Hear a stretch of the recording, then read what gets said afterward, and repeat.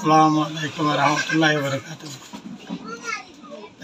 লারা গো মজলিস সমাধি গেলাম রোহিঙ্গা মজনু ডাক্তার ইনসাফ আর কিছু কথাবার্তা দিলাম মা শান্তিতে পারলাছি তারা গিয়ে দিয়ে যাইতে গলি বসে আমার ভীষণ কষ্ট করি আরে মেহনত করে গলি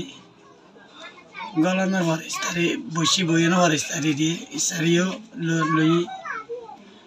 ইসারে লওয়ানোর পরে কিছু আর কথাবার্তা দিয়ে হয়ে ডাক্তার ইনসাফে দেশের বাবতে এবছর ইস্তারি এড়ে গরির তোরা সাথে রোহিঙ্গা সাথে ফাঁতি সামর বছর ইস্তারি আল্লাহ তোরা গড়ালে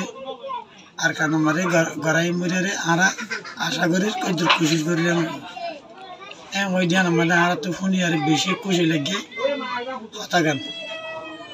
এবার আবার হামান ঘরে যাইব ঘুরে আর আশা করি তো অনারা ঘুরিব করি রোহিঙ্গা করে খুশি করে বিয়া আল্লাহ দোয়া করে। আসসালামু আলাইকুম।